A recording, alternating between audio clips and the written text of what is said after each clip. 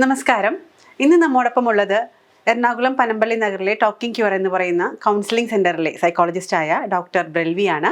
ഇദ്ദേഹം കൊച്ചിൻ ദേവസ്വം ബോർഡിന്റെ കീഴിലുള്ള ചോറ്റാനിക്കര ക്ഷേത്രത്തിലെ കൗൺസിലിംഗ് സൈക്കോളജിസ്റ്റായി വർക്ക് ചെയ്യുകയാണ്. 2 വർഷത്തിലേറെയായി ഇദ്ദേഹം അവിടെയുണ്ട്. അപ്പോൾ ഡോക്ടർ ഇന്ന് എന്തൊക്കെ വിശേഷങ്ങളാണ് നമ്മോടൊപ്പം പങ്കുവയ്ക്കാൻ പോകുന്നതെന്ന് അറിയാം. ഡോക്ടർ നമസ്കാരം. ഡോക്ടർ ആദ്യമേ തന്നെ ഡോക്ടർ ഒരു ഫാമിലി കൗൺസിലിംഗ് അല്ലെങ്കിൽ അത്തരത്തിലൊരു ഫാമിലി കൗൺസിലിംഗ് ഒക്കെ നടത്തുന്ന ആളാണല്ലോ. അപ്പോൾ ഒരുപാട് എക്സ്പീരിയൻസ് അതുമായി ബന്ധപ്പെട്ട് ഡോക്ടർക്ക് ഞങ്ങളോട് ഷെയർ ചെയ്യാനുണ്ടാകും. അപ്പോൾ കഴിഞ്ഞ എപ്പിസോഡിൽ നമ്മൾ സംസാരിച്ചത് നാർസിസ്റ്റിക് പേഴ്സണാലിറ്റി ഡിസോർഡർ എന്ന് പറയുന്ന അവസ്ഥയെക്കുറിച്ചാണ്. അതിൽ ഒരുപാട് കമൻറ്റുകൾ നമുക്ക് വന്നിട്ടുണ്ട്. അതിനെക്കുറിച്ച് കൂടുതൽ അറിയണമെന്ന് ആളുകൾ ആവശ്യപ്പെട്ടിട്ടുണ്ട്. അപ്പോൾ അതിൻ്റെ ഒരു കണ്ടിന്യൂഷൻ ആയിട്ട് നമുക്ക് ഇന്ന് പോവാം അല്ലേ? തീർച്ചയായിട്ടും. അപ്പോൾ അതിൽ ഏറ്റവും ആദ്യം പലരും ആവശ്യപ്പെട്ടിരിക്കുന്നത് എന്താണ് നാർസിസ്റ്റിക് പേഴ്സണാലിറ്റി എന്നൊന്ന് ഡിഫൈൻ ചെയ്യാമോ, അല്ലെങ്കിൽ അതിന് ഒരു ധാരണ തരാമോ എന്നാണ് പലരും ചോദിച്ചിരിക്കുന്നത്. അപ്പോൾ എന്താണ് ഡോക്ടർ നാർസിസ്റ്റിക് പേഴ്സണാലിറ്റി ഡിസോർഡർ എന്ന് പറയുന്നത്? എങ്ങനെയാണ് നമുക്ക് അതിനൊന്ന് എക്സ്പ്ലെയിൻ ചെയ്യാൻ പറ്റുക? ഒരു വ്യക്തി കൂടുതലായിട്ടും അവനവനെ മാത്രം ശ്രദ്ധ കേന്ദ്രീകരിച്ചുകൊണ്ട് എനിക്ക് മാത്രം ഈ സമൂഹത്തിൽ സ്ഥാനം വേണം, ഞാനാണ് ഏറ്റവും പ്രധാനപ്പെട്ടത്, എനിക്ക് ചുറ്റും മറ്റുള്ളവർ എനിക്ക് സ്തുതിപാഠകരായിട്ട് നിൽക്കണം, എൻ്റെ ഇഷ്ടങ്ങളെല്ലാം നടക്കണം എന്ന് ആഗ്രഹിക്കുന്ന ഒരു വ്യക്തിത്വമാണ് സാധാരണഗതിയിൽ നമ്മൾ പൊതുവിൽ നാർസിസ്റ്റിക് പേഴ്സണാലിറ്റി എന്ന് പറയുന്നത്.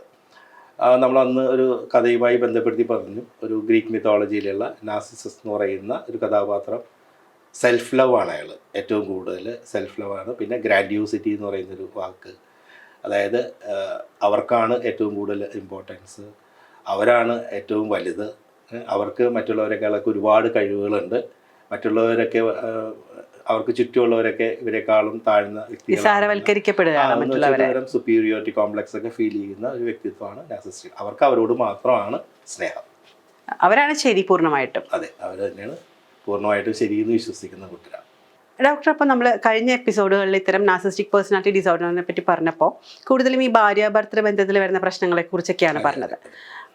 അതിനേക്കാളും അതിന് തൊട്ട് മുൻപായിട്ടൊരു പ്രണയബന്ധത്തിൽ ഇത്തരത്തിൽ ഈ നാർസിസ്റ്റിക് പേഴ്സണാലിറ്റി ഡിസോർഡർ കൊണ്ട് പ്രശ്നങ്ങൾ വരുമല്ലോ, ഉറപ്പായിട്ടും വരുമല്ലോ.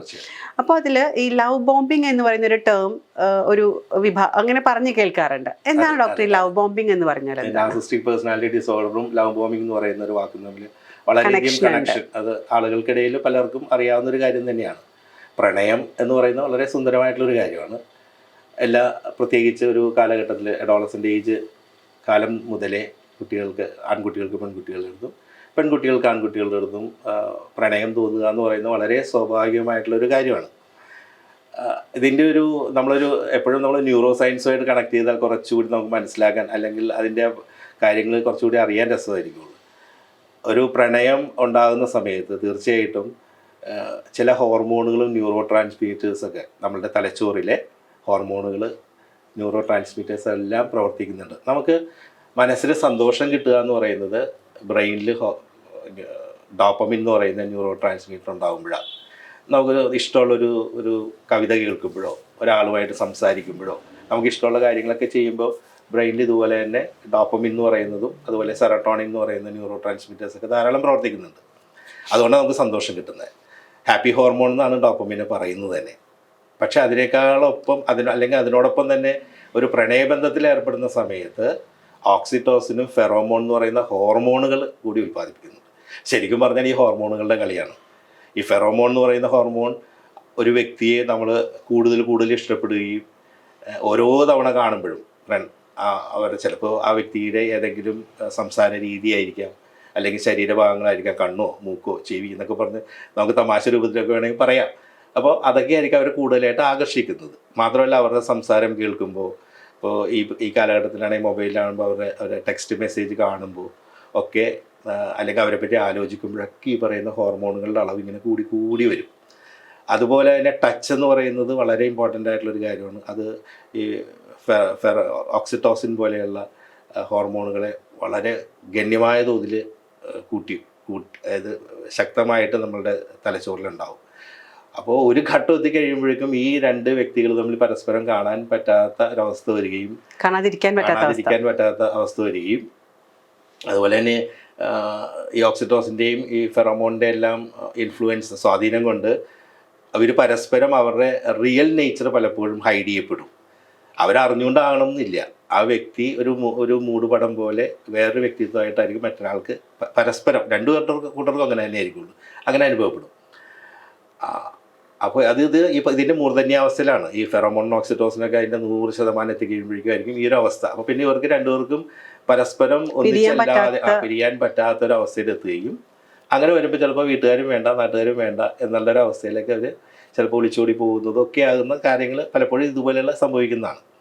ഒരിക്കലും അവർ ഒന്നിച്ച് ജീവിക്കാൻ തുടങ്ങി കഴിയുമ്പോൾ ഈ ഹോർമോണുകളുടെ അളവ് കുറയാൻ തുടങ്ങി. ഇത് 100% എത്തിയ ഹോർമോണുകളുടെ അളവ് കുറഞ്ഞ് 0 എത്തുമ്പോഴേക്കാണ് പൊട്ടിത്തെറിയും ബഹളമൊക്കെ ആയിട്ട് ചെറിയ പ്രശ്നങ്ങൾ തുടങ്ങി ചിലപ്പോൾ അവർ പിരിയേണ്ട അവസ്ഥയ്ക്ക് വരുന്നപ്പോഴാണ്.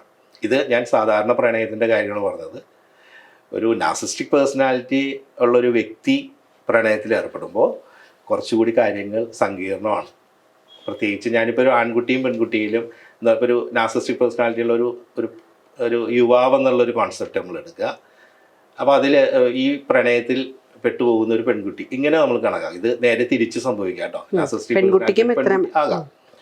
അപ്പോൾ തീർച്ചയായിട്ടും ഇങ്ങനെ ഈ ഒരു തരം ഒരു പ്രണയബന്ധത്തിൽ ഏർപ്പെടുന്ന ഒരു യുവാവ് ചെയ്യുന്ന ഏറ്റവും ആദ്യത്തെ കാര്യം എന്ന് പറയുന്നത്, ഇപ്പോൾ നമുക്കറിയാം മൊബൈൽ വളരെ വ്യാപകമായിട്ട് ഉപയോഗിക്കുന്നുണ്ട്. അതിൽ തുടർച്ചയായിട്ട് ഇങ്ങനെ മെസ്സേജുകൾ അയക്കുക, എപ്പോഴും വിളിച്ചുകൊണ്ടേയിരിക്കുക, നീ എനിക്ക് ഏറ്റവും പ്രിയപ്പെട്ട ആണെന്ന ഉള്ള ആ ഒരു അവസ്ഥ ഈ പെൺകുട്ടിയിൽ സൃഷ്ടിക്കുക. ഇത് വളരെയധികം സ്വാധീനം ഈ പെൺകുട്ടിയിൽ സൃഷ്ടിക്കപ്പെടും.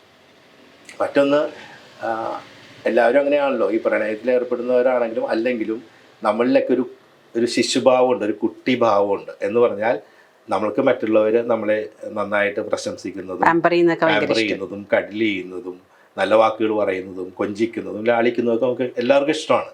അപ്പോൾ എല്ലാവരിലും ഈ കുട്ടിത്തമുണ്ട്. ഈ കുട്ടിത്തം ആണ് ചൂഷണം ചെയ്യപ്പെടുന്നത് ശരിക്കും പറഞ്ഞാൽ. അപ്പോൾ ഈ പെൺകുട്ടി നിലച്ചിരിക്കാതെ അവൾക്ക് സർപ്രൈസായിട്ട് ഗിഫ്റ്റ് കൊടുക്കുക. ഗിഫ്റ്റ് എല്ലാവർക്കും ഇഷ്ടമാണ്. അത് ചെറിയൊരു ചോക്ലേറ്റ് ആണെങ്കിലും ഒരാൾ ഗിഫ്റ്റ് കൊടുക്കുമ്പോൾ ഭയങ്കര സന്തോഷമായിരിക്കും. അപ്പോൾ എന്നെ ഇഷ്ടപ്പെടുന്ന ഒരു വ്യക്തി എനിക്കായിട്ട് ഗിഫ്റ്റ് തരിക, അതും ഒരു സർപ്രൈസായിട്ട് ഗിഫ്റ്റ് തരിക എന്നൊക്കെ പറയുന്നത് ഭയങ്കര സന്തോഷം ഉണ്ടാകുന്ന കാര്യമായിരിക്കും.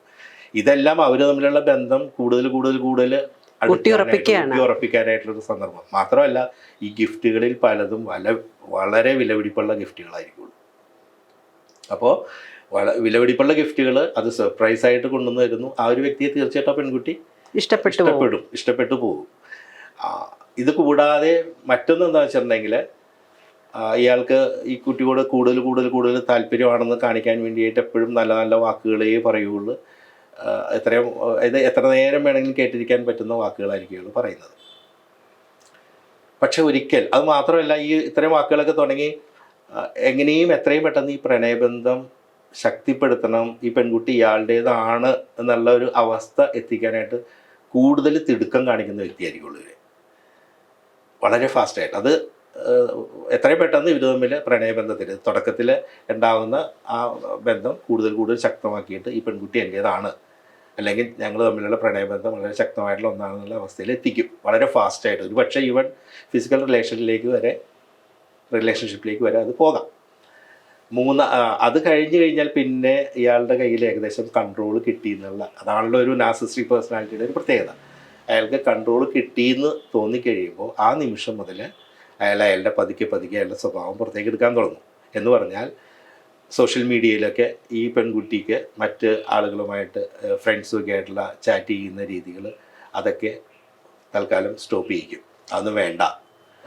കുട്ടികളുടെ സ്വാതന്ത്ര്യമൊക്കെ പതുക്കെ കട്ട് ചെയ്യാൻ തുടങ്ങും. ഇവള് പോലും അറിയാതെ പിന്നെ അച്ഛനമ്മമാരും ആയിട്ടുള്ള സ്നേഹമുണ്ട്. ആ ഒരു സമയത്ത് ഈ ഒരു അഫെയറിന്റെ ആ ഒരു കാഠിന്യം അല്ലെങ്കിൽ ആ മൂർധന്യാവസ്ഥയിൽ ഇതൊക്കെ പെൺകുട്ടി അംഗീകരിക്കുകയും ചെയ്യും.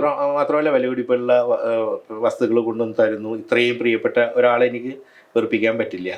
അപ്പൊ സ്വാഭാവികമായിട്ടും ഈ കുട്ടിയുടെ മുഴുവൻ കൺട്രോൾ. ആ സമയത്ത് ആ കുട്ടി ചിന്തിക്കുന്നത് എന്നോടുള്ള സ്നേഹം കൊണ്ടാണല്ലോ ഇങ്ങനെയൊക്കെ പറയുന്നത്. ഇത്രമാത്രം ഇഷ്ടപ്പെടുന്ന സ്നേഹിക്കപ്പെടുന്ന ഒരാളെ ഞാൻ എന്തിനാ വിഷമിപ്പിക്കുന്നത്? അപ്പോൾ എന്നോടുള്ള ഒരു പൊസസീവ്നെസ് ആയിരിക്കില്ലേ? അതുകൊണ്ടായിരിക്കില്ല എന്നെ ഇങ്ങനെ കൂടുതൽ മറ്റുള്ളവരൊന്നും വേണ്ട, എന്നെ മാത്രം.